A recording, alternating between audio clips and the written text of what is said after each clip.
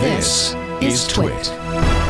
Lloyds of London Limited, of course, the famous insurer, has told its global network of insurer groups that new or renewed cyber insurance coverage policies must exclude nation-state attacks as of March 31st, 2023, so about 6 months from now.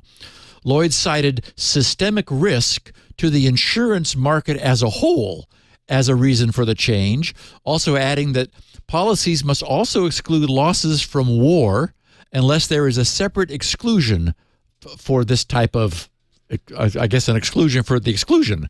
And it's not surprising, right? This sort of dialing back on cyber insurance coverage is what we've been expecting, and it's here.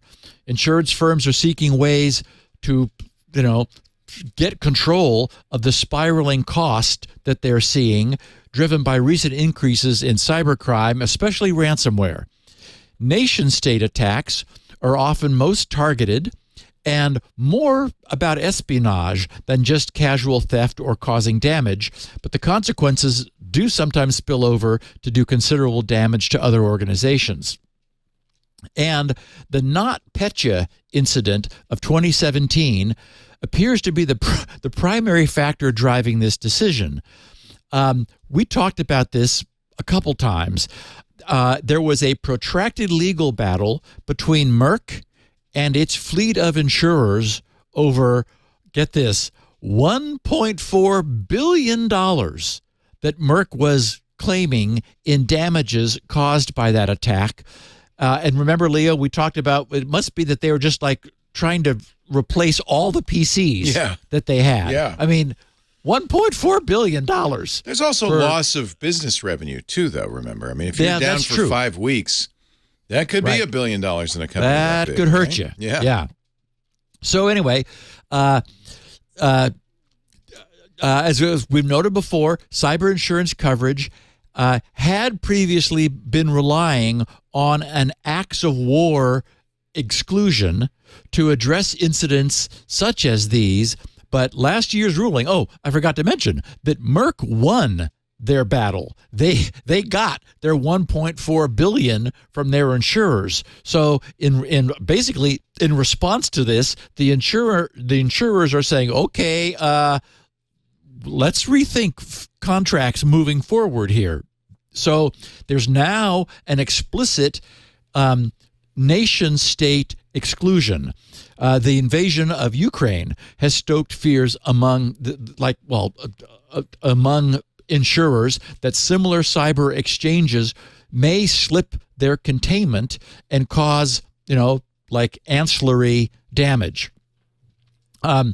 There's also been at least one smaller incident of this nature, the acid rain malware that was aimed at Ukraine's Viasat service at the start of the war. We talked about this at the time back in February, or I guess it was March. But that also ended up hitting and affecting, basically it sort of, lost containment. It also affected a large wind turbine system in Germany, and it was insured, and so that they had to pay up. So insurers are looking to pull back on risk as companies are increasing their demand for cyber insurance coverage, right? I mean, like companies are saying, we never really thought about cyber insurance coverage before, but that seems like a good thing.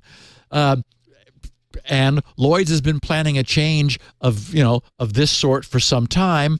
They've been drafting an assortment of contractual clauses throughout last year, working to clarify when cyber attacks can be considered acts of war and catastrophically damaging enough to be accepted from coverage. So anyway, I just wanted to mention that this is happening, that costs are going up, that it's now estimated, in fact, that the amount of money that insurers are going to be asking for the coverage that companies wish will be expensive enough that half of companies will say, that's just too much for us. We're going to go without.